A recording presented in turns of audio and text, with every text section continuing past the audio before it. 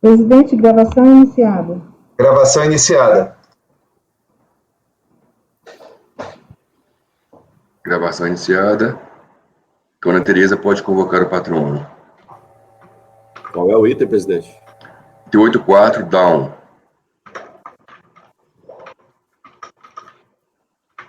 Já vou colocar na pasta aqui.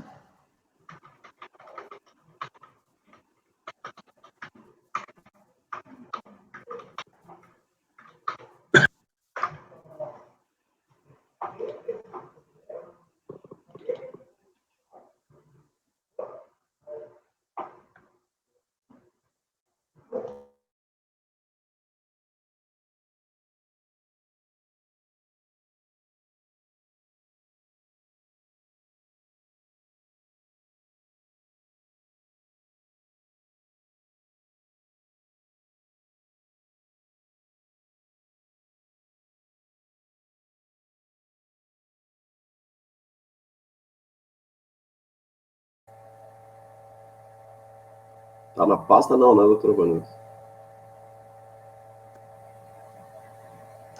Vou colocar agora só um minutinho. Ok.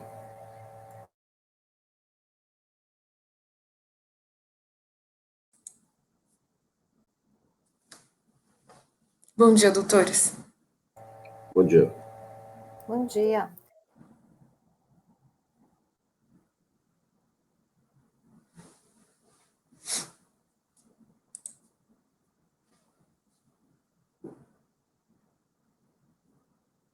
Presidente, o senhor está sem som.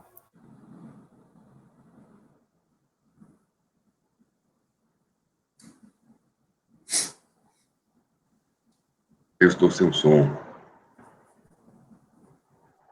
Doutora Carolina, consegue nos ouvir? Sim, perfeito, presidente. Então, com a palavra a relatora.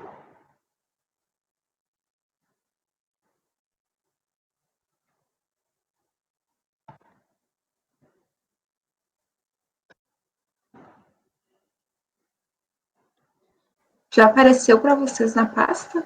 Não? Deixa eu ver aqui. Ainda não. Não.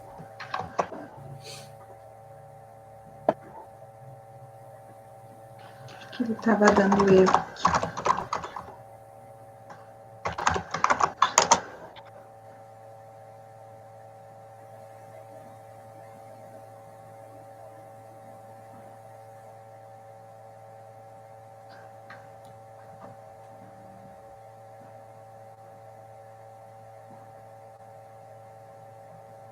Agora acho que tá. Agora sim. Agora sim.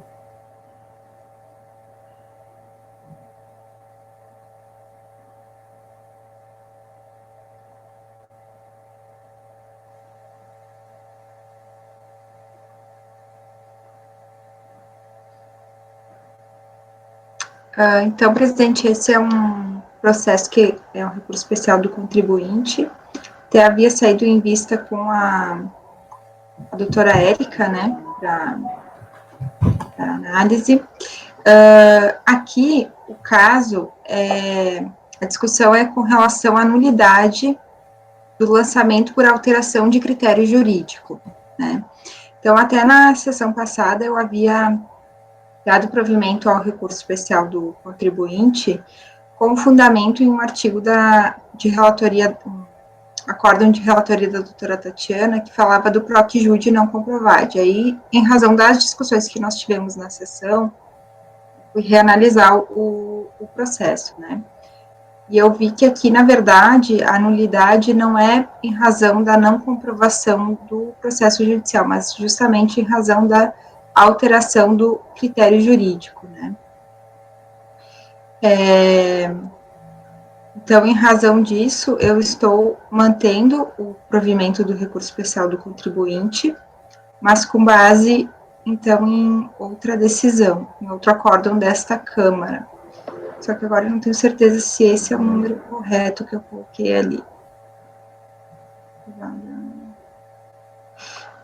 Não é esse acórdão que eu coloquei ali. Mas eu estou mantendo, então, o provimento em razão da... Já fiz uma anotação aqui. da alteração do critério jurídico pela decisão, né, que embora o lançamento tenha sido feito com base no PROC-JUDI não comprovado, depois se comprovou que existe ação judicial e mesmo assim aí teve a alteração do critério jurídico. Não sei se a doutora Érica quer fazer alguma observação. Sim, foi isso mesmo. Teve uma mudança no critério jurídico, né? Eu olhei aqui o voto, né? Os acórdãos, e realmente teve uma mudança. Não foi o né? Teve uma mudança só no critério jurídico, que antes, né? Depois, quando se comprovou que teve a ação judicial, aí mudaram, né? O fato. É isso mesmo, doutora Vanessa. Doutora, tem alguma observação?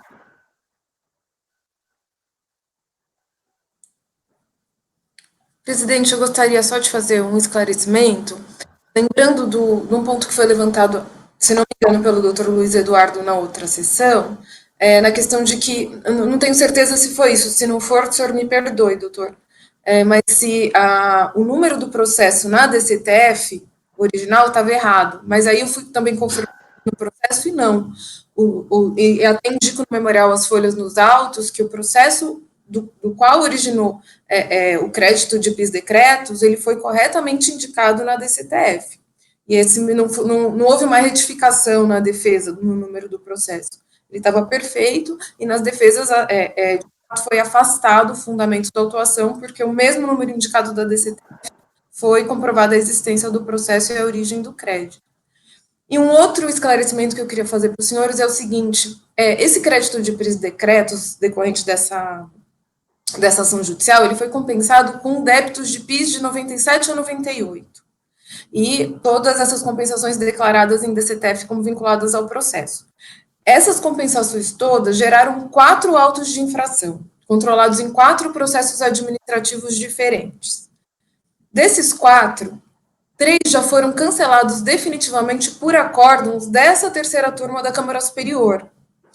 Inclusive, em 2 deles, os senhores negaram provimento ao recurso da Fazenda, julgando no mérito, por unanimidade, por entender justamente que, uma vez afastado o fundamento da autuação, que é o PROC-JUDI não comprovado, porque foi comprovada a efetiva existência daquele número de processo e daquela origem do crédito, fica afastada a motivação e o auto de infração não pode ser mantido.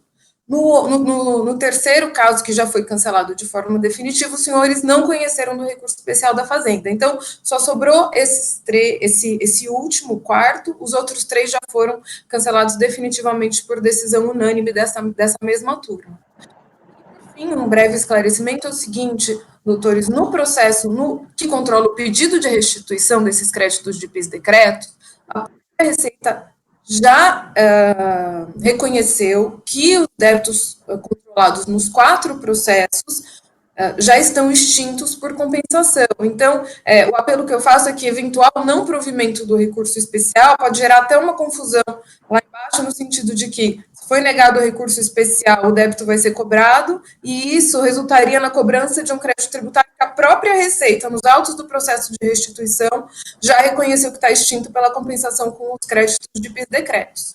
Então, são só esses esclarecimentos, e eu fico aqui à disposição se os senhores precisarem de mais algum esclarecimento. Obrigada, viu?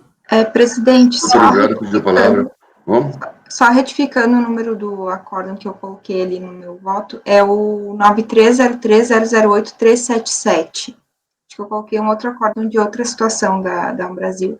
Esse 9303008-377, de relatoria do senhor presidente, e nós negamos provimento ao recurso da Fazenda, por unanimidade, em razão desse processo judicial informado na DCTF existir, tratar do direito creditório, né, e se informa ter utilizado em compensação, devendo ser considerado improcedente o lançamento eletrônico. Então, O doutor Andrade está pedindo a palavra. Presidente, só para deixar claro, quem fez os levantamentos não tinha sido eu, tinha sido o doutor Andrada. Isso, o doutor Andrade está pedindo a palavra. Perfeito. Andrade. É o seguinte, gente, eu pedi a palavra só para esclarecer por que eu abri divergência em relação ao voto da doutora Vanessa, O número do processo judicial informado na DCPF estava com 2 zeros a mais. Realmente não estava correto. Isso, eu estou falando isso porque, obviamente, que isso aí foi um equívoco na hora de informar, mas esses 2 zeros a mais, como se trata de um lançamento eletrônico, obviamente impede que o cruzamento eletrônico descubra o processo correto, né? Eu estou abrindo divergência porque eu entendo que o processo tem que existir e tem que dar direito a crédito. Na verdade, o processo não era de compensação, o processo era da inconstitucionalidade, né, dos decretos. Mas eu sugiro, se caso a minha tese for vencida, porque realmente tem uma confusão de processo, como bem disse a doutora Carolina, se a minha tese for vencedora, eu proponho negar provimento ao recurso, recomendando a unidade de origem que evite-se o bis in idem, né, e confira as compensações efetuadas nos demais processos, para não haver cobrança em duplicidade, né?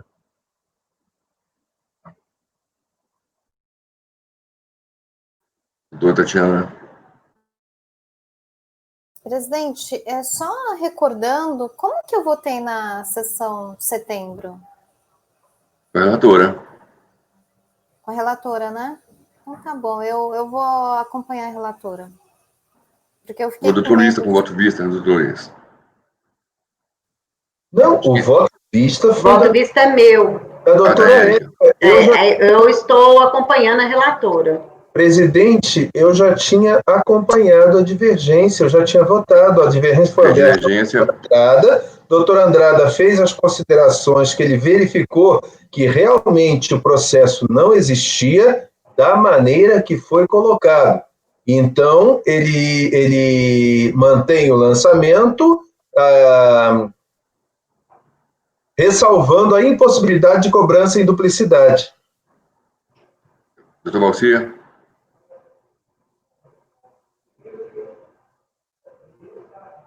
Estou tentando recordar aqui do processo, até porque eu tenho um outro processo também que envolve a questão de processo judicial.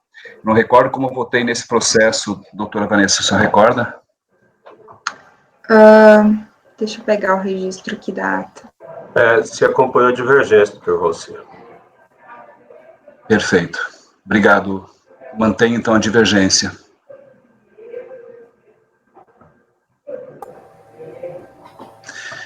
A divergência é pelo não provimento do recurso do Jorge, mantém contribuinte. com a divergência? Sim. Doutora Érica, voto vista. Como eu disse, né, pelo que, assim, esses 2 zeros, eu acho que não, pelo que eu vi lá, dava para verificar o número do processo, sim. E aí, diante disso, eu estou acompanhando a doutora Vanessa, porque teve realmente a mudança de fundamentação. Então, acho que do provimento ao recurso do contribuinte. Tá, eu refiz a votação, né, tem 2 meses já, então a gente realmente confunde. E desde a época do 2010, 11, que aparece esse PROC Jude, sempre a gente nega o provimento do recurso da Fazenda, exceto em alguns casos, como, por exemplo, esse caso, que não existe processo. Se eu coloco um processo lá, qual que é a base do PROC Jude?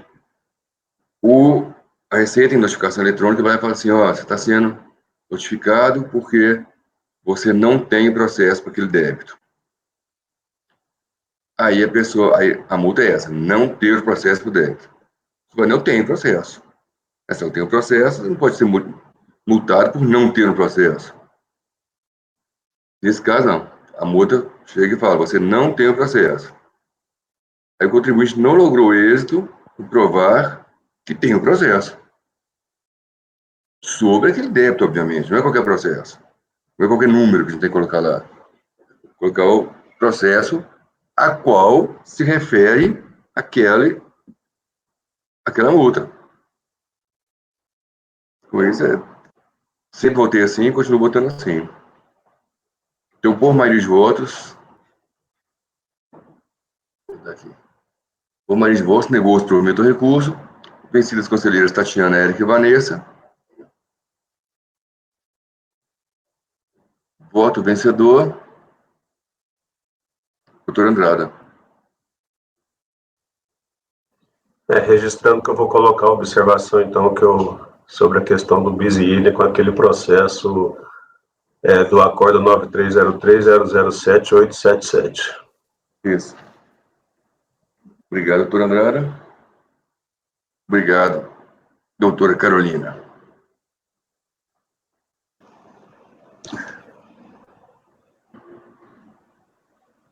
Está desligado o seu fone, doutora Carolina.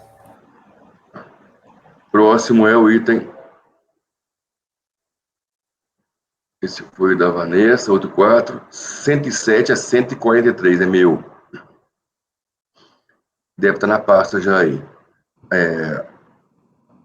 Ana Tereza, chama o patrono 107. Doutora Mariana Longo. Ok, Solon Pontes. Ok, farei a convocação. Agora que eu vou abrir a minha pasta aqui. Item 107 a 143 da pauta, doutora Mariana. Seu processo. Eu já abri aqui, fecha, presidente. Melhor fechar que eu não abri ainda. Fechei. Qual é o... Pode ser que eu tenha que mexer nele. 107? 107, tá aí? Tá. Isso. É TECOM.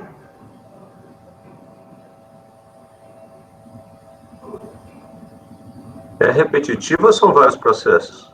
É repetitivo. Obrigado.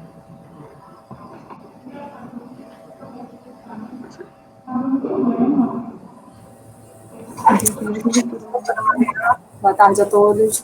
Bom dia. Pode ir. Bom dia.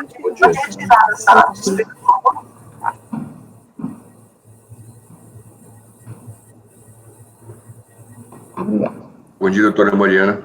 A senhora consegue nos ouvir? Oi, desculpe, tá baixo. A senhora consegue nos ouvir?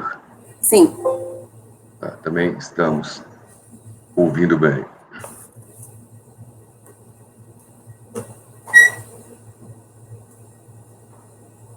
Esse é o item 107 da pauta, onde o recorrente é a Fazenda, o recorrido é TECOM Rio Grande. Ele vai servir de paradigma para vários outros processos aí. Isso. 107 ao 143, se não me engano.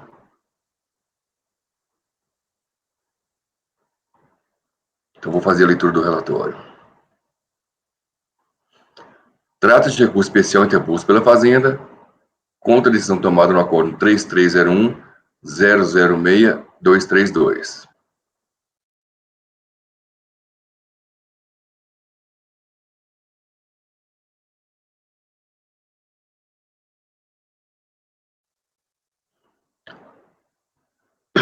Recebeu a seguinte ementa. Aí tem aí a transcrição da ementa.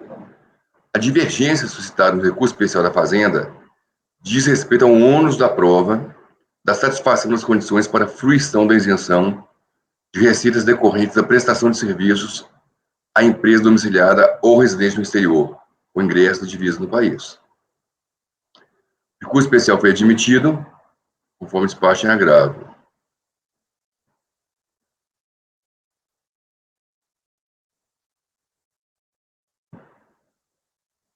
Em contra-razões, o contribuinte pede que o recurso não seja admitido e, no mérito, seja negado o provimento. A doutora tem 15 minutos. Obrigada, relator. Bom dia a todos. Bom, conforme adiantado no relatório, esse caso ele versa sobre ressarcimento e compensação de créditos da COFINS que foi indevidamente paga sobre receitas decorrentes de exportação de serviços, tá? A recorrida, ela é um terminal portuário que presta serviços a navios de bandeira estrangeira, navios transportadores estrangeiros. Essas operações, em geral, como todos vocês deve ser de conhecimento de todos vocês, elas são intermediadas por agentes marítimos desses transportadores que ficam localizados aqui no Brasil. Então, existe uma discussão se esse tipo de operação intermediada pelo agente marítimo daria ou não direito à isenção do PIS e da COFINS. E aí se demonstrou, nesses casos, por meio de uma robusta documentação, que o papel do agente marítimo foi de apenas intermediar essas operações, ou seja, ele não é o verdadeiro contratante, ele apenas faz o repasse dos pagamentos das contratações, e ele atua, de fato, como um procurador, um representante do transportador estrangeiro no Brasil. E aí se demonstrou, por meio dessa documentação composta por notas fiscais, contratos de câmbio, listagem comprobatória das bandeiras dos navios estrangeiros, que todas as operações atendem aos 2 critérios exigidos pela legislação, que o contratante ser estrangeiro, está domiciliado fora do país, e o ingresso de divisas, porque todas essas operações são pagas em moeda estrangeira. Isso foi comprovado por meio da juntada dos contratos de câmbio nos autos. Bom, e aí o acórdão da Câmara do CARF reconheceu que a documentação era suficiente e comprovava o atendimento a esses 2 requisitos. A Fazenda, no seu recurso especial, apresentou paradigmas e alegou que, na realidade, o acórdão, ela tentou distorcer um pouco o que o acórdão recorrido disse, no sentido de que o acórdão teria reconhecido o direito teria dispensado a recorrida de apresentar a documentação, o que não é verdade, porque eu posso até ler aqui um trecho que é muito claro do acórdão. Ele reconhece que os documentos carreados aos autos confirmam a efetiva prestação de serviços a pessoas jurídicas domiciliadas no exterior e, consequentemente, o ingresso de divisas. Isso foi analisado ao longo de todo o acórdão, os documentos foram mencionados. Então, essa alegação da Fazenda de que o acórdão teria dispensado o ônus da prova do contribuinte não é verdadeira. Também por essa razão, os acórdãos paradigmas que foram apresentados no recurso especial não se prestam a comprovar nenhuma divergência, porque eles versam sobre a questão do ônus da prova, que não foi objeto de discussão no acórdão recorrido. Então, eu queria pontuar, e além disso, é importante dizer que em sede de análise do recurso especial, em juízo de admissibilidade, ele chegou a ser negado. A presidência da Câmara do CARF negou a admissibilidade do recurso. E aí foi interposto agravo, e aí eles conseguiram fazer com que o recurso subisse para melhor análise dessa divergência, que conforme está exposto aqui, tanto no memorial quanto nas contrarrazões, a divergência não existe, não cabe o recurso especial que foi interposto. É importante até ressaltar também, como foi mencionado no nosso memorial, que já houve, inclusive, um caso bem importante da mesma empresa, do mesmo terminal, o TECOM. Recentemente, eles tiveram ganho de causa em um auto de infração, também de COFINS, né, que pretendia cobrar essa contribuição sobre as receitas decorrentes desse tipo de operação, e foi reconhecido, naquele caso, sequer haviam todos os contratos de câmbio juntados, e foi reconhecido que ali também já estava comprovado o direito ao ressarcimento da COFINS, o direito ao não pagamento da COFINS sobre essas operações. E naquele caso, a Fazenda sequer apresentou recurso de agravo. Então, isso tudo é para dizer que pedir que seja mantido o acórdão, que seja negado o provimento, ou sequer deixe de ser conhecido o recurso interposto pela Fazenda.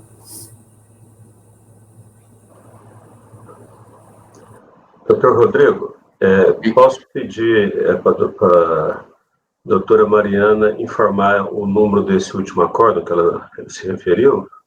Você tem, doutora Mariana? Tenho sim. Esse acórdão, inclusive, ele é da relatoria do próprio doutor Rodrigo.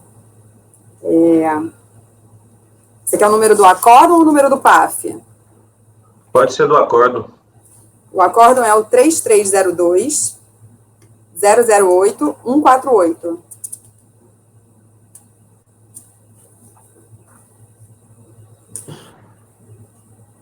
Obrigado. Nada. 3302 não deve ser meu, não, que eu nunca fui dessa turma. Walker Araújo. Hã? É do Dr. Walker, ou Walker Araújo. É a turma de Gilson. Walker. Peço desculpas, então, pelo equívoco. Só pelo número eu já sei. Uhum. 3302 para esse não é meu. Só pelos 4 primeiros números.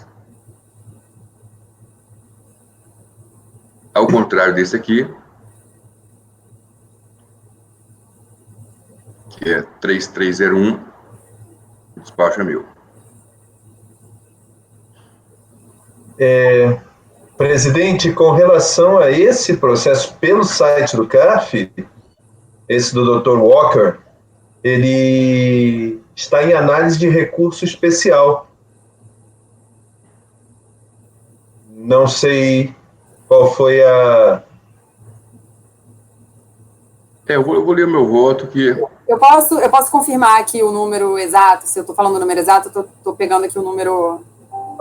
O número do processo é 17-437-7202-21-2015-65. Uhum. Então estamos vendo o mesmo processo. Isso. Então, eu vou ler o voto. Primeiro, gostaria de esclarecer que fui eu que neguei o segmento desse recurso. Eu neguei o segmento desse recurso no despacho monocrático e o agravo, em sede de agravo, eles reformaram a minha decisão que voltou, que recolocou para ser julgado. Mas esse despacho meu, por isso que eu vou fazer uma apresentação mais longa aqui da conhecimento, eu concordei com o agravo, quando o agravo desceu. Fiz um despacho monocrático, e agora eu vou submeter ao colegiado aqui, conhecimento. Mas vamos lá. Primeiramente, a contra-razões argumenta que o recurso não pode ser admitido.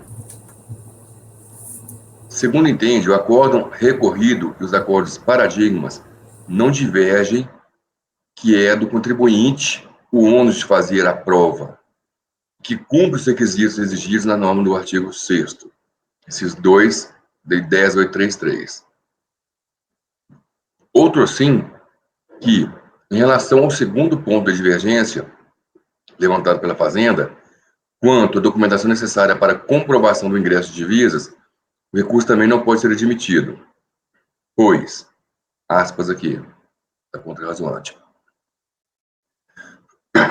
como se percebe pela simples leitura dos acordos paradigmas, naqueles, o contribuinte que pleiteava isenção de COFINS não apresentou nos autos qualquer documento que suportasse seu direito. Vejamos quais foram as considerações feitas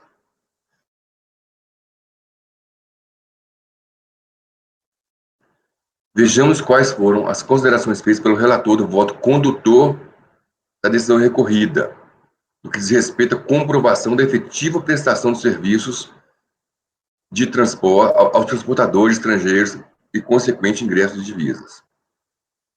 E vem aqui o voto condutor. Enfim, a administração tributária reconhece que a existência de terceira pessoa agindo em condição de mero mandatário da pessoa no exterior não descaracteriza a relação jurídica que alude o artigo 6º, 2 da 10833, para fins de reconhecimento ou não da incidência ou isenção de COFINS. Portanto, nesse ponto não há controvérsia. A controvérsia pauta-se na comprovação efetiva da prestação de serviços ao transportador estrangeiro e, consequentemente, no ingresso de divisas. A falta de documentação carreada aos autos pela recorrente, abrangendo notas fiscais de serviço, contrato com armadores estrangeiros, bem como declarações firmadas por estes e respectivas tabelas de preços praticados, demonstram a efetividade dos serviços prestados e, por decorrência, o ingresso das divisas.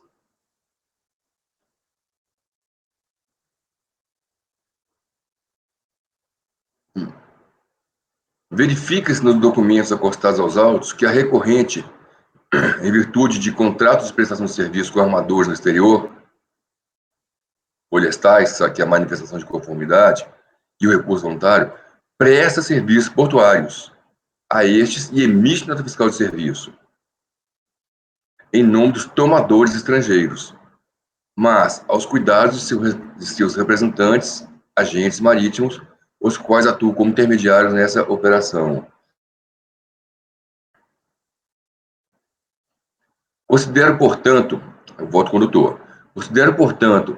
ser incontroversa a comparação dos serviços prestados, diante de arcabouço documental que traz os detalhes da operação da prestação de serviços.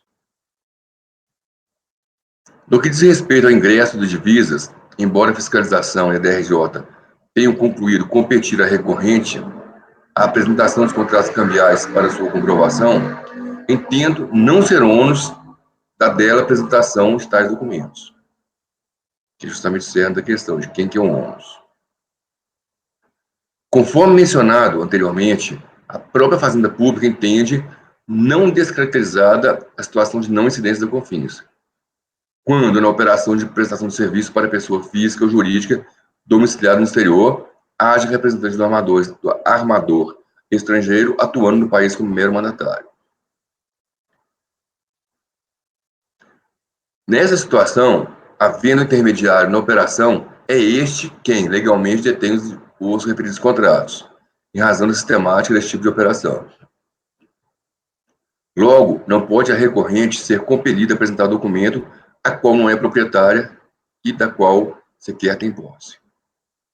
Por sua vez, a norma isentiva da CONFINS, 10.833, não estipulou que competiria ao prestador de serviço a comprovação do ingresso de divisas, em especial essa situação que é a operação de intermediação.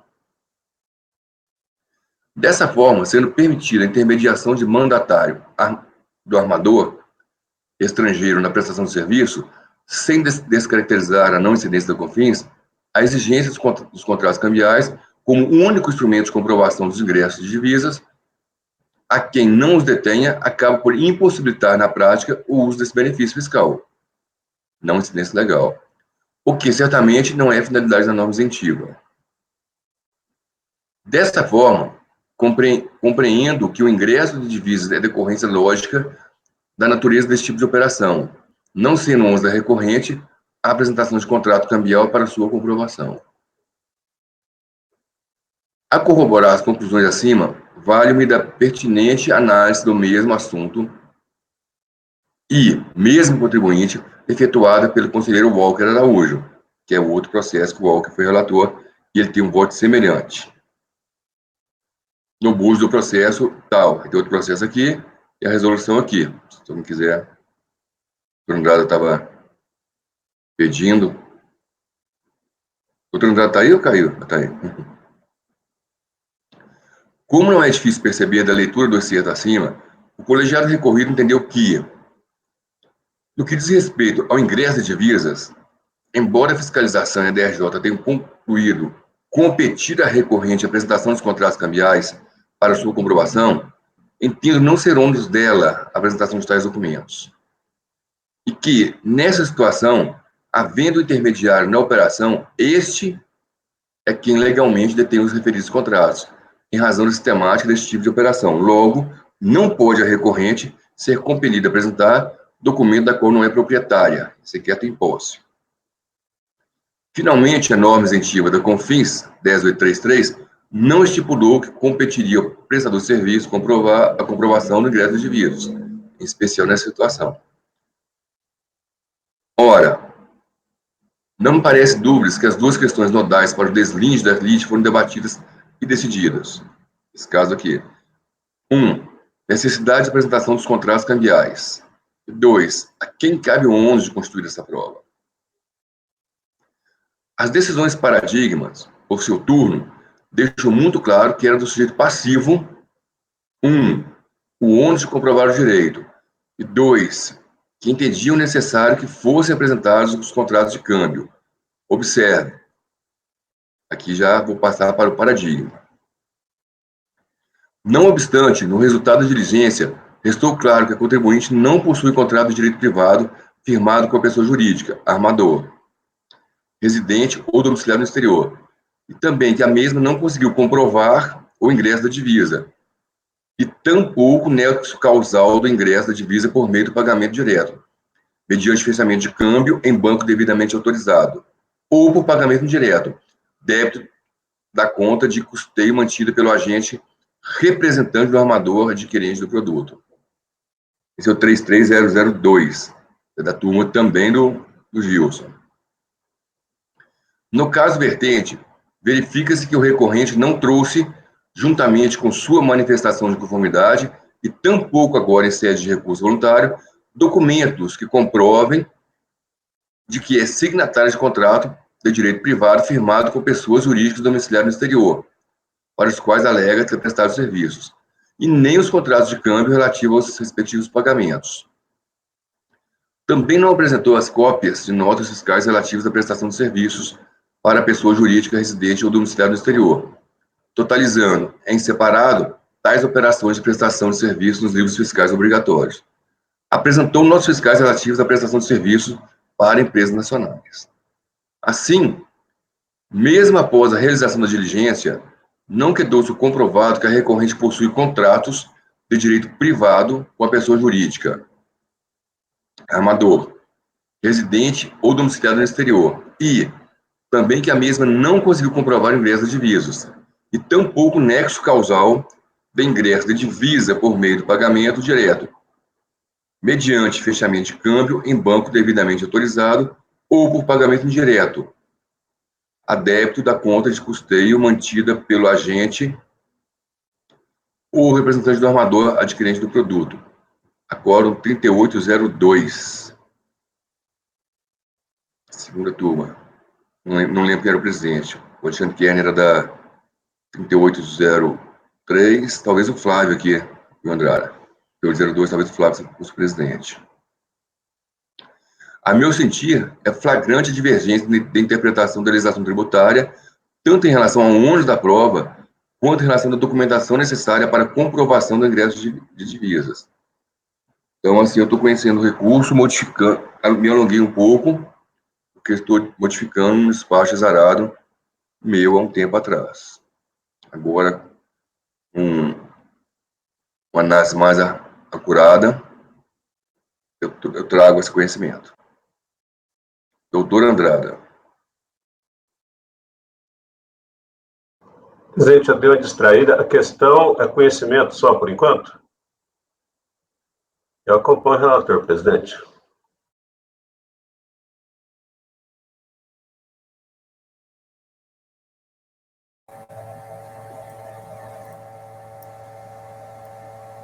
Microfone, presidente. Doutora Tatiana. Bom, presidente,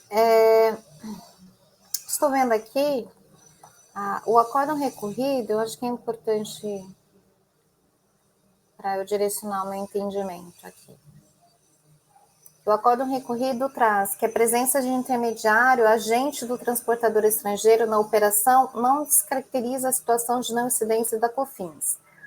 Além disso, o acórdão recorrido considerou uma solução de consulta 58 de 2006 em resposta à demanda da própria recorrente. Então, tem uma solução de consulta da própria recorrente também, que traz que a COFINS não incide sobre as receitas decorrentes das operações de prestação de serviço para a pessoa física ou jurídica residente ou domiciliada no exterior, cujo pagamento representa ingresso de divisas, e a intermediação de agente ou representante no Brasil de empresa estrangeira tomadora de serviços portuários por si só não é suficiente para descaracterizar a situação.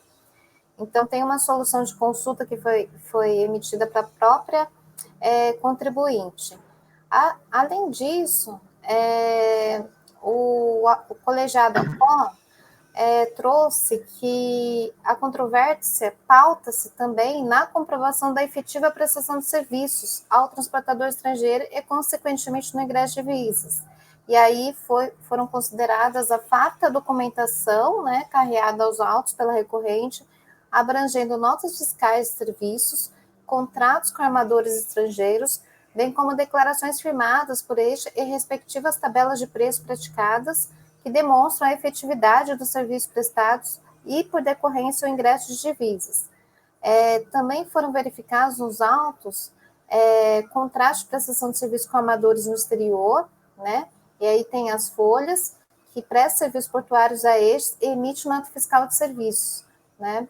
Em nome dos tomadores estrangeiros, mas aos cuidados de seus representantes agentes marítimos.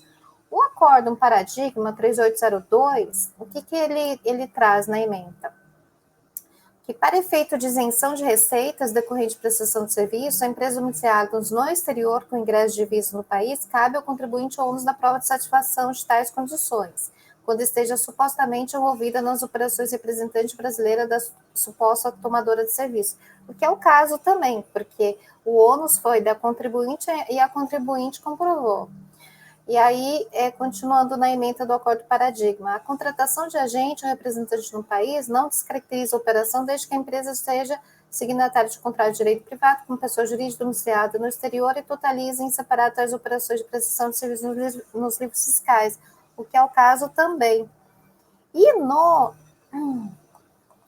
outro Acórdão Paradigma, traz que para efeito de isenção de receitas decorrente de prestação de serviços, a empresa domiciliada ou residente no exterior com ingresso de divisas no país, cabe ao contribuinte o ônus de provar a satisfação de tais condições, né? Então, assim, nos 3 casos, houve comprovação. No caso do acórdão recorrido, há prova robusta, que foi considerada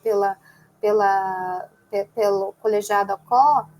Então, eu concordo com o primeiro despacho de admissibilidade, e além disso, tem também o fato de a contribuinte já ter uma solução de consulta emitida para ela mesma no mesmo sentido, né? Então, eu concordo com o primeiro despacho, considero que são entendimentos convergentes e, a meu ver, não há divergência entre os arestos. Então, eu peço vênia para divergir, presidente.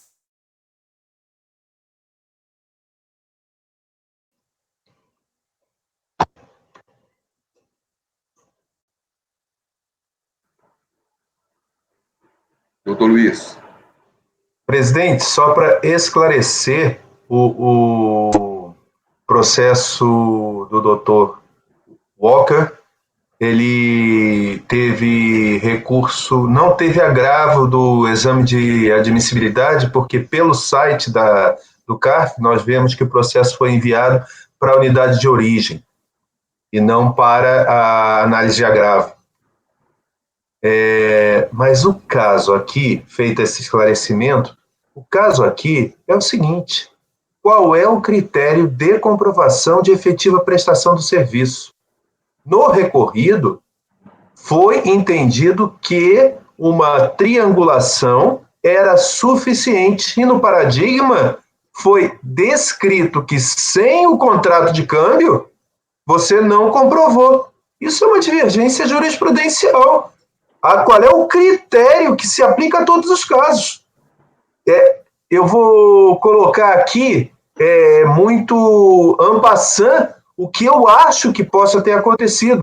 Não houve contrato de câmbio nesse caso, quem pagou foi a empresa no Brasil, e, portanto, o contrato de câmbio não foi apresentado, e aí considerou-se que, nesse caso, não teve um ingresso específico para a situação. No outro, o recorrido achou que isso é desnecessário ser comprovado, e no paradigma, essa entrada, esse contrato de câmbio é necessário. Isso, para mim, é critério jurídico, isso não é questão probatória. O fato é igual, o critério é diferente. O que a gente está discutindo precisa ou não ter contrato de câmbio? O relator, já fechei aqui o meu voto e devolvo a palavra. Obrigado. Doutora, a senhora quer fazer um esclarecimento de fato? Isso. A sustentação já foi. Tá, é só esclarecimento de fato. Só para esclarecer que, nesse caso, não houve divergência quanto a que tipo de documentação seria suficiente. No nosso caso, foi apresentado o contrato de câmbio e foi reconhecido pelo acórdão que a documentação apresentada é suficiente para comprovar o ingresso de divisas. Então, não há divergência quanto a esse ponto que foi levantado pelo conselheiro. Obrigado, doutora.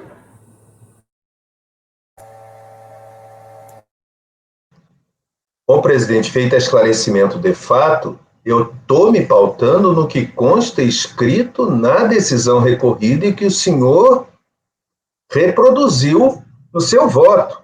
Se isso não corresponder à verdade, caberia embargo, mas o que o senhor reproduziu da decisão recorrida foi que, no que diz respeito ao ingresso de divisas, embora a fiscalização e a DRJ tenham concluído competir a recorrente à apresentação dos contratos cambiais. Não é fiscalização nesse caso. Eu acho que isso é a leitura do acórdão, do paradigma. Tá, não, doutora, eu li o acórdão, li o paradigma, mas a gente já passou da fase de debates, de citação oral. Então, a gente está em processo de votação. Para deixar muito claro o seu voto. Votação, nem os conselheiros podem debater em si. Não tem nenhum equívoco, porque nesse caso é importante deixar muito claro que toda a documentação foi anexada, existem os contratos de câmbio apresentados nos autos, e isso foi a base do acórdão recorrido. Doutor, se houver esse equívoco, vai caber embargos para a senhora, não se preocupe. A senhora não pode transformar em debate, o regimento não permite. Obrigado. Presidente, eu só gostaria de finalizar meu voto dizendo que o senhor coloca no seu voto, vejamos quais foram as considerações feitas pelo relator no voto condutor da decisão recorrida. Isso, palavras do senhor, na página, folha de número 2 de 6, segundo parágrafo. Então, o senhor começa a citar a decisão recorrida. Primeiro, segundo, terceiro, quarto parágrafo, quinto, sexto, sétimo, oitavo,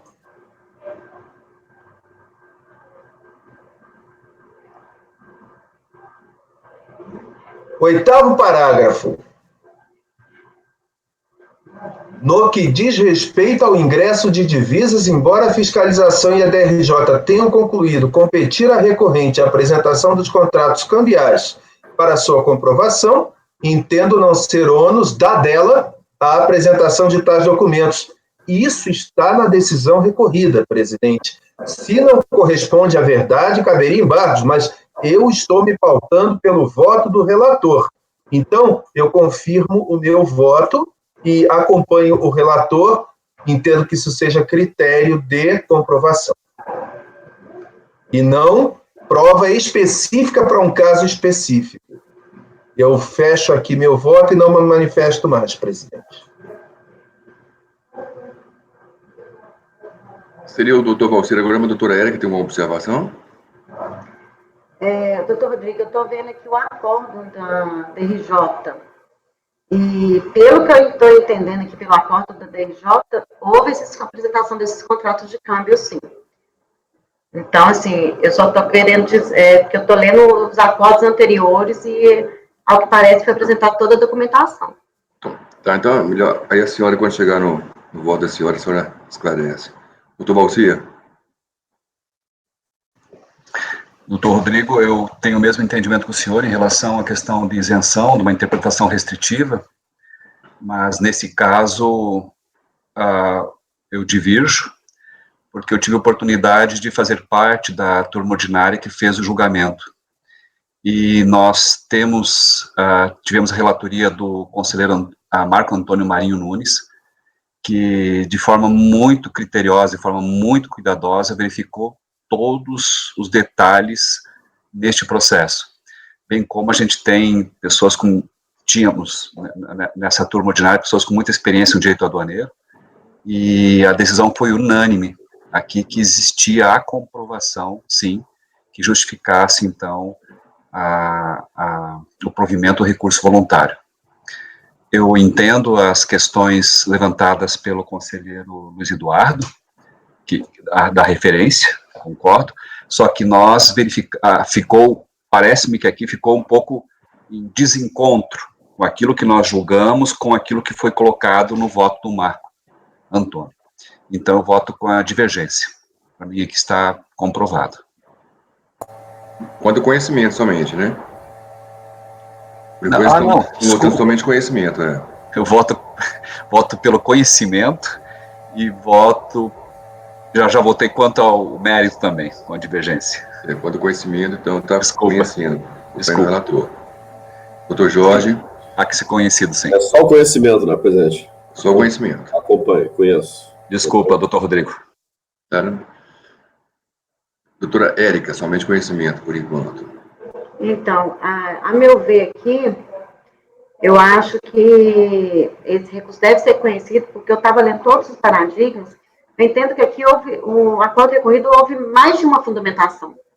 Não foi somente uma fundamentação, que aí necessita no ônus da prova. Eu acho que ele considerou primeiro ele considerou a primeira coisa, a solução de consulta, depois considerou a prova, que teve a prova nos autos, e a terceira questão foi até a diligência que ele pegou do processo do voto. Então, eu acho aqui que teve 3 fundamentos aqui, e que o primeiro já bastaria para dar provimento ao recurso voluntário.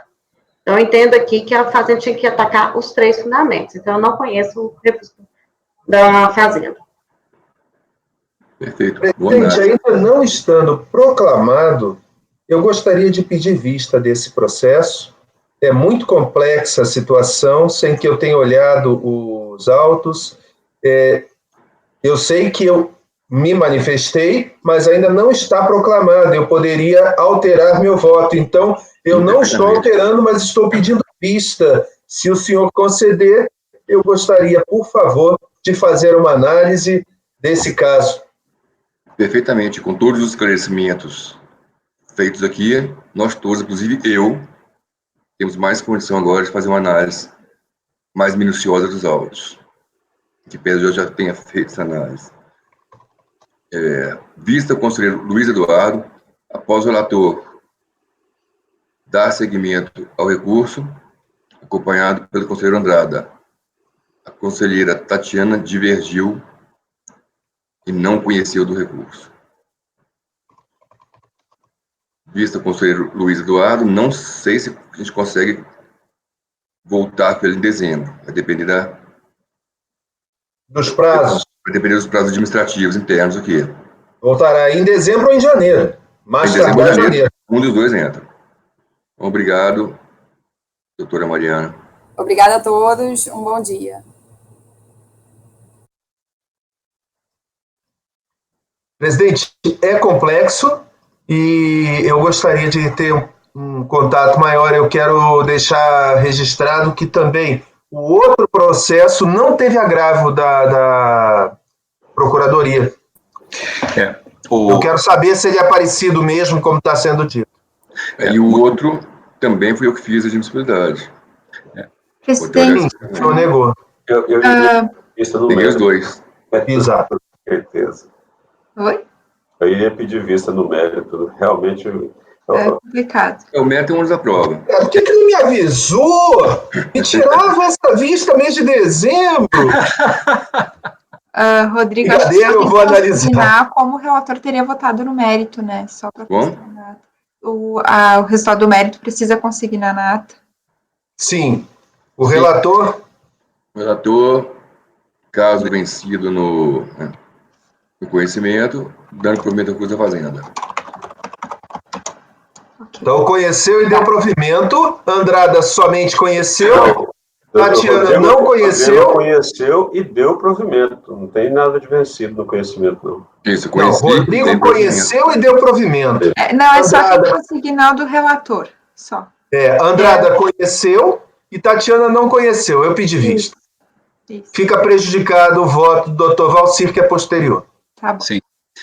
Eu só queria fazer uma nota. O conselheiro Marco Antônio é uma excelente aquisição para o CARF, uma pessoa muito zelosa, que pode ter se equivocado, inclusive comigo, naquela decisão, por isso que acho que é importante a vista, realmente, porque foi unanimidade e ele realmente fez um estudo bem detalhado do caso. Só que tem essas questões que o doutor Luiz Eduardo bem apontou, como contradição em relação ao que a patrona alegou e o que consta no voto. Exatamente. Obrigado. Exatamente. Se um tivesse contrato com o armador e o outro não tivesse, seria diferente. Mas um tem, e o outro, para conseguir, teria que ter também. Eu ainda fiquei nessa filigrana aí. Se não tiver contrato, é diferente a situação, realmente. Sim. Voltando para a pauta, que já foi uma.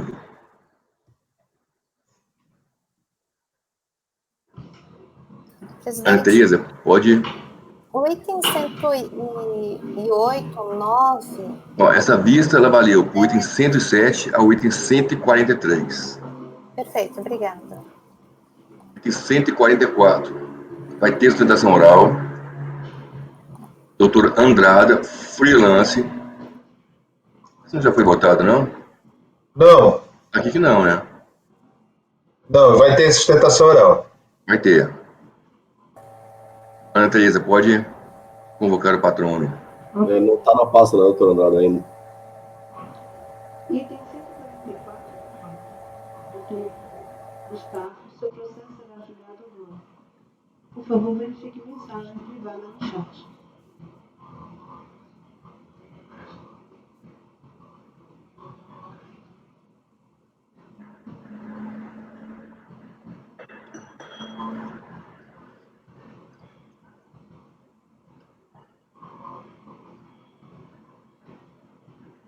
Item 144 da pauta. Doutor Gustavo, seu processo será julgado agora. Por gentileza, verifique mensagem privada no chat.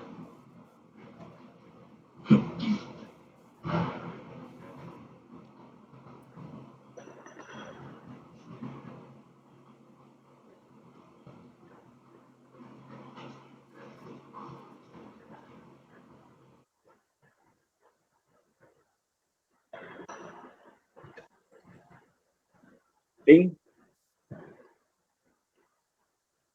Ah, sim. Pois não.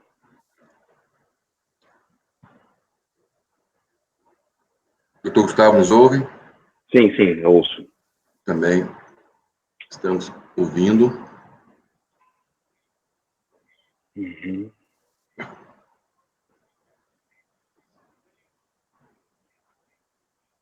Fazer o apregoamento novamente. Uhum.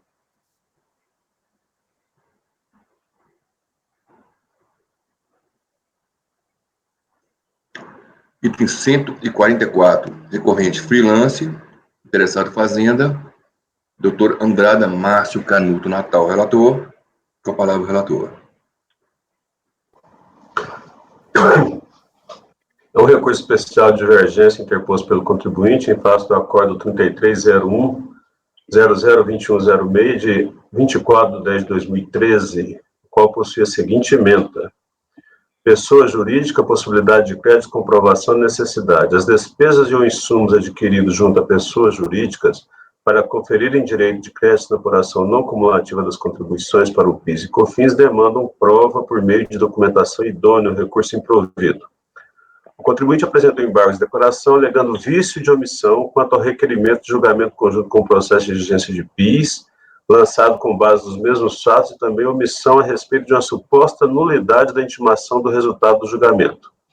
Referidos embargos foram inadmitidos por despacho assinado pelo presidente da turma embargada. Argumentou-se que não houve pedido de julgamento conjunto no recurso voluntário e afastou a exigência de nulidade da intimação. A existência de nulidade de intimação. Insatisfeito, o contribuinte apresentou recurso especial, apresentando as seguintes matérias. 1. Nulidade da decisão recorrida em razão de julgamento conjunto ao processo tal, que é o processo de PIS. 2. Nulidade da decisão recorrida diante de soluções diversas perante a análise de mesmos fatos. 3. Necessidade de exame das provas constantes dos autos. 4. Da prescindibilidade da apresentação de notas fiscais para comprovar o crédito vindicado. O despacho de admissibilidade aprovado pelo presidente da terceira Câmara negou o seguimento ao recurso especial do contribuinte. Apresentado agravo, este foi admitido para dar seguimento ao recurso especial somente no que se refere à matéria 4, da prescindibilidade da apresentação de notas fiscais para comprovar o crédito vindicado. Em contra-razões, a Fazenda pede o não conhecimento do recurso, pois seria destinado exclusivamente à reapreciação de provas. Caso concedido, no mérito, pede o seu desprovimento. É o relatório, presidente. Doutor Gustavo tem 15 minutos. Uhum. Excelentíssimos senhores conselheiros, como bem destacado no relatório, está aqui em discussão apenas um dos itens que foi do recurso especial, que foi admitido pelo agravo, que diz respeito à documentação necessária ao reconhecimento de crédito, né? O acórdão que se trouxe como paradigma, eu leio um trecho do voto, diz, ora, se recorrente teve sua contabilidade analisada e alterada para fim de aplicar-se a nova lei, é certo que esta lei deve ser aplicada em sua plenitude, tanto para fim de cômputo do débito tributário, quanto para cálculo do crédito a que a recorrente tem direito no sistema não cumulativo. Ademais, o valor devido a título de COFINS decorre da incidência da alíquota correta para a base de cálculo adequada, qual seja, a receita decorrente de mencionados contratos decrescido dos créditos legais, né? Então, qual é a similitude que vemos entre este caso aqui e o caso paradigma? Uma atuação aqui antiga remonta ao tempo em que o fisco ainda adotava a visão de que o crédito de PIS/COFINS era um crédito físico, o critério do IPI, o que, aplicando uma empresa de serviços, como esse caso, acabaria por resultar praticamente em nenhum crédito, né? Então, foi apresentada a comprovação e eu peço destaque aqui para o item 45, o parágrafo 45 do recurso, em que nós listamos aqui, exemplificativamente, vários contratos, várias folhas dos autos, em que se pode ver em que no próprio contrato trazido já tinha o valor ali sendo colocado. E a história desse processo foi que, em primeira instância, simplesmente se negou a prova pericial, dizendo, olha, nós temos essa prova, se quiser mais coisa, eu quero perícia para comprovar esses valores, e firme naquele entendimento de que, como não incorpora no produto, até que o produto não é corpóreo, então não é possível incorporar, não haveria direito de crédito, toda essa produção de prova foi negada, porque é o entendimento do fisco de que, na verdade, não haveria esse direito de crédito. E o acórdão, ora recorrido, o que ele faz? Perdão. Ele simplesmente diz, olha, a prova não é o bastante, a prova do contrato não é o bastante, de certa forma exige a própria nota fiscal. Olha, nós temos aqui, ao nosso ver, evidentemente, uma dissintonia, né? No acórdão paradigma, a empresa foi autuada e o Conselho de Contribuinte, o CARF, disse que seria necessário devolver a instância originária porque o fisco não poderia vir e considerar que determinadas receitas estavam sujeitas ao PIS/COFINS não cumulativo, porém, não considerar o crédito, ou seja, a própria investigação fiscal deveria verificar. Nós temos contratos com valores já determinados no próprio contrato, precisaria de algo mais? Talvez, olhe no livro da contabilidade, o que é esse algo mais, né? A postura do fisco no acórdão hora recorrido foi você que me traga a prosa, você contribuinte, você tem que provar tudo até o fim, né? E eu não tenho que perquirir quanto a absolutamente nada, salvo se eu quiser perquirir, e para lhe restringir o crédito que você pleiteia. Já no acórdão paradigma, se vê exatamente o oposto. Se vê o reconhecimento de que o fisco deve fiscalizar. O que significa fiscalizar, pelo menos ao nosso ver? Fiscalizar significa apurar a ocorrência do fato gerador e a sua dimensão, ou seja, apurar a base de cálculo. Não apurar o valor que signifique o maior número depois do R-cifrão no auto de infração. Então, nós temos aqui, na verdade, para além do caso concreto, nós temos uma discussão bastante relevante sobre ônus da prova no processo administrativo e a própria postura da fiscalização.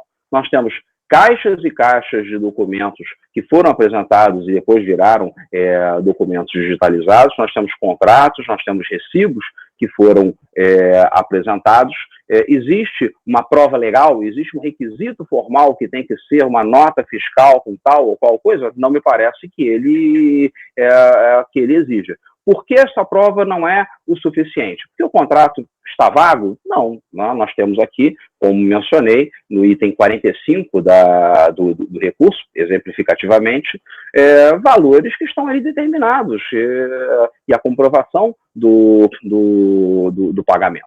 Então, ao nosso ver, cabe aqui, sim, reconhecer que houve uma falha no curso desse processo administrativo e, pelo menos no que diz respeito a essa parcela, fazer o que aconteceu no processo do PIS. O que aconteceu no processo do PIS? Foi devolvido exatamente para que essa comprovação, essa averiguação para o fisco se manifestasse sobre esses pagamentos, sobre essas provas, que ele simplesmente não se manifestou na fase de fiscalização, não se manifestou na fase de decisão de primeira instância. Que, inclusive, tem um argumento prático, será um pouco contraditório, talvez com algum risco para a satisfação desse crédito e a rigidez dele em campo judicial, se nós tivermos para o mesmo fato, né, um juízo de incerteza quanto à matéria em relação ao PIS, e nós temos para o mesmo fato, para as mesmas provas, um juízo de certeza em relação a COFINS. Nos parece que seja de algum tipo de paradoxo. Eu não quero reabrir aqui a discussão no ponto em que o recurso especial não foi conhecido quanto a sustar o outro, para se aguardar o julgamento conjunto quanto ao PIS. Isso é matéria que já se restou vencida, mas nessa parcela daqui, né, salientar que haveria, inclusive, essa dissonância de se dizer que todo o ônus da prova é nosso e teria que ser uma prova não apenas conclusiva, mas exaustiva, uma prova irrefutável, enquanto que, no outro caso, nós não temos, no caso paradigma, e não chega a ser paradigma porque não houve julgamento ainda, houve apenas conversão em diligência, mas há, sim, uma perquisição pelo fato. Né? Essa é a situação, não quero ocupar mais o tempo de vossas senhorias, então confio que seja conhecido, porque há uma divergência entre o entendimento de que tudo precisa ser provado pelo contribuinte e que o fisco precisa averiguar a efetiva base de cálculo no acórdão paradigma, essa leitura que fazemos dos dois casos, e seja provido pelas razões que estão expostas nos autos e também destacadas aqui nessa sustentação oral. Muito obrigado. Doutor Andrada, com a palavra. Presidente, com a devida vênia ao doutor Gustavo, eu estou apresentando o voto no sentido de não conhecimento do recurso. Vejamos, vamos delimitar o que está a nossa apreciação. Prescindibilidade da apresentação de notas fiscais para comprovar crédito da não cumulatividade de PIS e COFINS. Isso é a matéria que foi devolvida para a gente. No presente caso, no caso nosso aqui, o contribuinte foi autuado porque foi solicitado prova dos créditos, ele apresentou um contrato de prestação de serviço. Isso está no auto de infração. O acórdão paradigma considerou os contratos, mas não para conceder crédito. O acórdão paradigma considerou os contratos de prestação de serviços como prova para definir o regime de apuração do PIS e da COFINS, se no regime cumulativo ou se no regime não cumulativo. Na verdade, os contratos de prestação de serviços não foram utilizados para servir de prova para substituir as notas fiscais no sentido de gerar crédito de PIS e COFINS. Essa é uma diferença relevante, na minha opinião, muito grande. Eu não consigo ler do paradigma que ele acatou créditos de PIS e COFINS, prescindindo-se da apresentação de notas fiscais. O que se discutia lá era a prova de que se o contribuinte estava ou não estava no regime cumulativo ou não cumulativo, e para isso os contratos serviram de prova.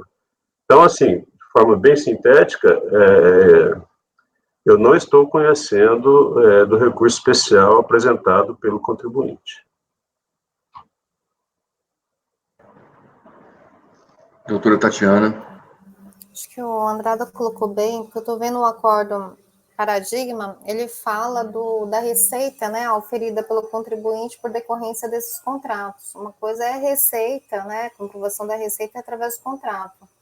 Outra coisa é a despesa, na verdade, os custos que constituirão um crédito para fins de PIS e COFINS, que é o caso da recorrida, que daí é claro que precisa de nota fiscal, né, que é um documento hábil e um documento fiscal. Então, eu acompanho o relator pelo não conhecimento, presidente. Luiz Eduardo. Com o relator. Doutor Valcir. Com o relator. Doutor Jorge. Com o relator. Doutora Érica. Com o relator. Doutora Vanessa.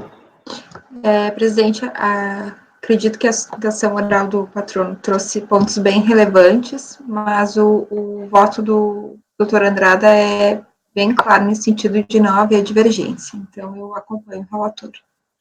Voto com o relator. Por unanimidade de votos, não se conheceu do recurso especial. Muito obrigado, um bom trabalho, bom dia. Obrigado, doutor.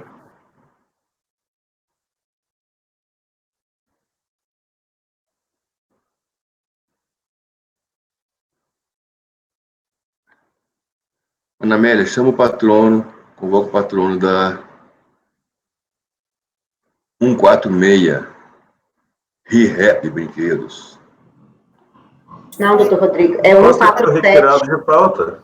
É 147. ReHap foi retirado. Ah, esse 146 foi. Deixa eu ver aqui. Foi retirado de pauta. 147. 146 foi Fazenda, né? Não, foi bonito. Estranho, o Rodrigo pediu videoconferência e retirou de pauta. Muito estranho. Mas é o que está aqui na pauta, então. Só para tirar dúvida, presidente, pergunta se ele está presente. Presidente, ele acabou de entrar, até então ele não tinha entrado ainda, mas ele acabou de me dar bom dia aqui. Quem entrou? O item 147, doutor Giancarlo. É esse que é o próximo. É um 46, o 145 está aqui como retirado. Então, o 47 é o meu, tá ok. 144. 146, presidente, que é o que estaria aqui com sustentação em videoconferência, porém está pedido retirada de pauta. Aí eu pergunto se o senhor não gostaria de questionar a senhora Ana Tereza se 146 não está presente. Sim, presidente. O doutor Giancarlo, que é 147, o 146 foi retirado, que era dele, e o 147... Doutor Giancarlo está aí? Ele está, sim. Então pede para ele, convoca para ele entrar, por favor. Ok.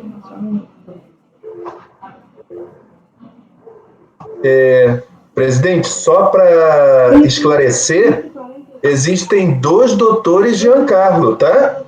Para o item 146, Giancarlo Matarazzo. E aqui no item 147 é Giancarlo Evaso. Coincidência. Surreal, um nome tão difícil em 2 processos seguidos. Então, 2 processos, mas é o fato, são diferentes, sobrenomes diferentes. Na hora que ele entrar, provavelmente o outro não vai estar aí. Perfeito. Matarazzo.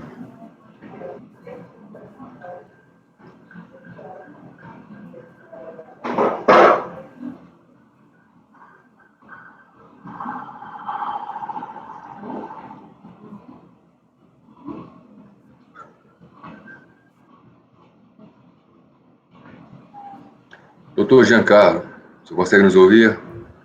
Consigo sim. Bom dia a todos. Bom dia. O seu é o item 147, né? ADM do Brasil? Isso. Meu caso, na verdade, é retorno de pedido de vista, mesma composição, nem tem explicação oral, é só acompanhamento. Exato. Porque tem um processo aqui junto com o seu, que é Giancarlo também. 2 Giancarlos em 2 processos seguidos. É mesmo? Nossa, coincidência. 146 é Giancarlo Chama Matarazzo e 147 Giancarlo Evaso. Os 2 com a B de São Paulo. E os 2 com o mesmo nome. Então, 147 é esse. Doutora Vanessa, somente acompanhamento, então, 147, recorrência, ADM do Brasil e Fazenda. Conceito de insumo. Conceito de insumo, né? Presidente. Essa pauta não teve nenhum processo desse, de conceito de insumo. Na verdade, é retorno de vista do doutor Andrada, e uma das questões que eu revisitei aqui no voto é a questão da desistência do recurso especial do contribuinte, né, que teve pedido de desistência, então eu não estou conhecendo, por essa razão, estou conhecendo só o da Fazenda Nacional. Então, a Fazenda Nacional é só conceito de insumos, né, discutido, e os valores de fretes pagos pelos transportes de insumos entre estabelecimentos da mesma empresa. Essa é a matéria que ficou para discussão. A senhora não conheceu da Fazenda? Do contribuinte, por desistência. Não conheceu do contribuinte e negou da Fazenda. Isso. Doutora Andrada?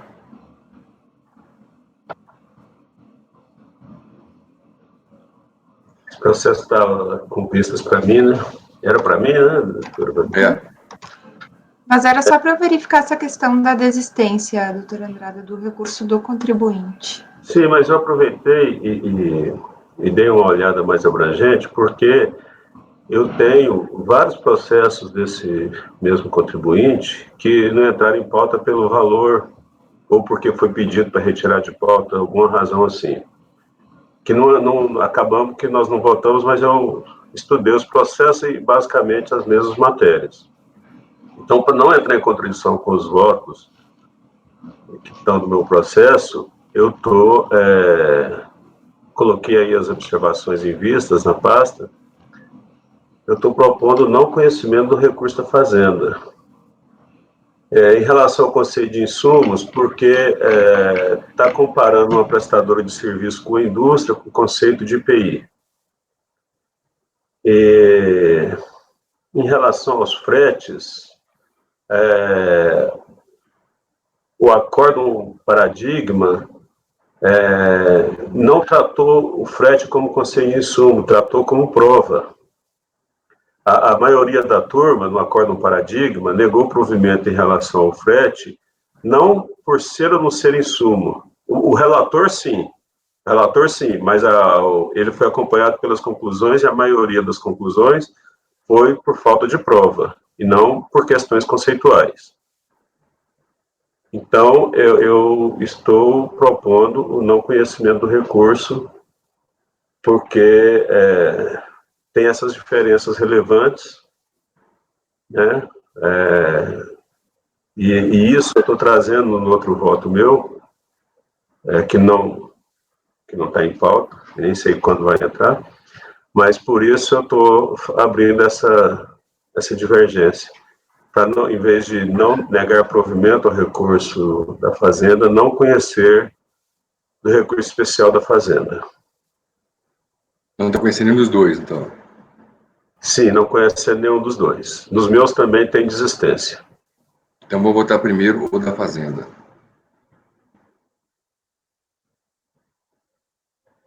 Doutor Andrada abriu divergência pelo não conhecimento. Presidente, eu peço vênia relatora, eu acompanho a divergência, pelo não conhecimento. Não conheceu da Fazenda. Doutor Luiz. Acompanho o não conhecimento. Doutor Valcia. Acompanho o não conhecimento. Doutor Jorge. Com as considerações do doutor Andrada, que eu estou lendo aqui do processo da pasta dele, eu também divirjo da relatora e não conheço o recurso da Fazenda. Doutora Érica. Peço vênia à relatora, também acompanho o doutor Andrada pelo não conhecimento do recurso da Fazenda. Presidente, se a maioria do colegiado entender pelo não conhecimento, então eu altero o voto pelo não conhecimento também, para ficar coerente, então, com os outros processos também do doutor Andrada. Realmente são detalhes dos paradigmas e do recorrido que demonstram que não há essa divergência, né? Então, enfim, ao invés de negar provimento, eu não conheço, então, também do recurso da Fazenda. Doutora Tatiana, alguma observação? Não, tudo certo. Não, presidente, eu sem querer eu apertei aqui. Apertou a mãozinha. Também não conheço. Então, por unanimidade de votos, não se conheceu do recurso especial da Fazenda. Ou é do contribuinte, a relatora não conhece, doutor Andrada. Acompanha a relatora, presidente. Resistência. Doutora Tatiana. Acompanhe a relatora. Doutor Luiz. Com a relatora. Doutor Valcir. Com a relatora. Jorge. Com a relatora. Doutora Érica. Com a relatora. Eu também não conheço do recurso do contribuinte. Então, proclamando o resultado, por unanimidade de votos, não se conheceu do recurso especial da Fazenda e também por unanimidade de votos, não se conheceu do recurso especial do contribuinte. Esse é o resultado. Obrigado, doutor Giancarlo. Do Obrigado. contribuinte em razão da desistência, né, presidente? Isso, em razão de desistência. Bom dia a todos, bom trabalho, muito obrigado. Obrigada. Bom dia.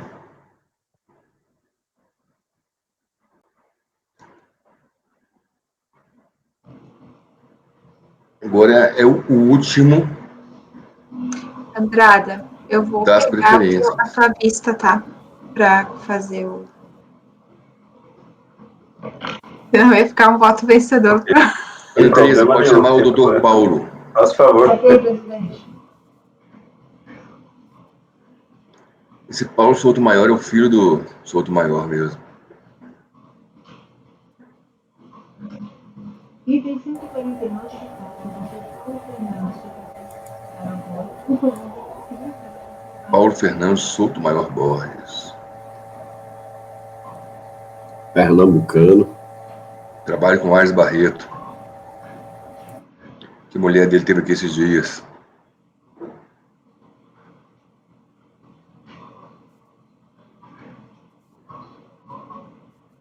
Item 149 da pauta. Ok.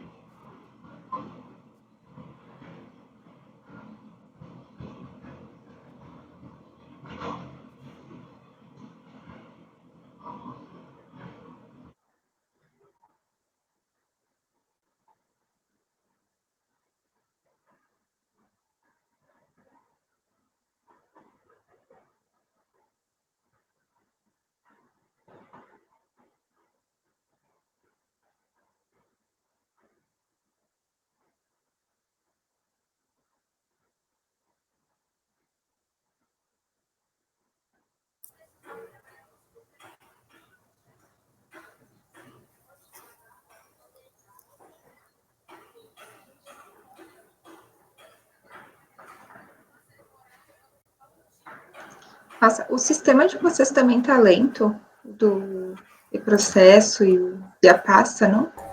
Não, o meu tá normal. Hoje tá até Meu melhor. computador. O meu tá normal também. O meu tá melhor que ontem. Acho que o meu computador tá cansado. Presidente, eu acho que o patrono já está na sala.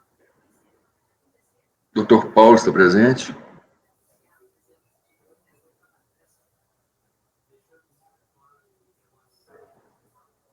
Doutor Paulo, se possível, pedimos para abrir o microfone e a câmera na parte de baixo do seu vídeo, clicando no ícone de microfone e de câmera.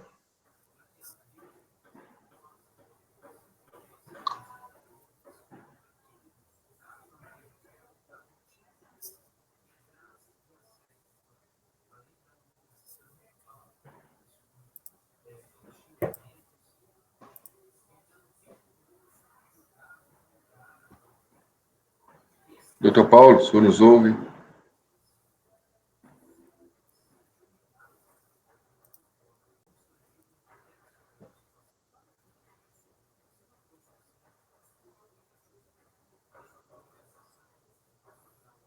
Acho que ele saiu, presidente. Saiu, né? Parece sessão espírita. Só um minuto, presidente. Ele saiu da sala de espera e retornou agora. Só um minuto. Ok, aí eu peço que a senhora, Ana Teresa, o oriente para ele poder se comunicar com a gente quando entrar. Obrigado. Ok.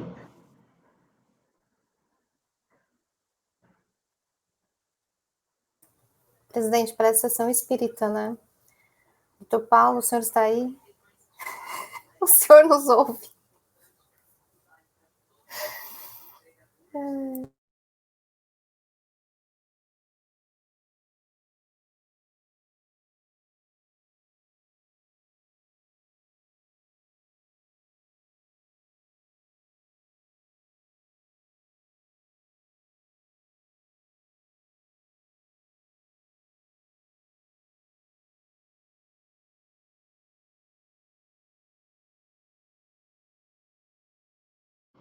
Presidente, ele está na sala de espera. Estou tentando fazer contato com ele, mas ele não me ouve também.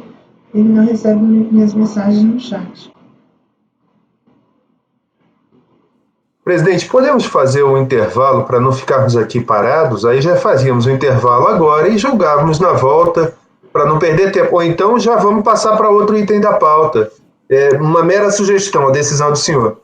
Eu voto pelo intervalo também, doutor Luiz. Eu também voto pelo intervalo. Eu também. Presidente, não dá para escutar. Tá sem som, Rodrigo. Sem som. Não dá. Tá, então vamos fazer um intervalo e vamos interromper a gravação. Presidente, gravação interrompida.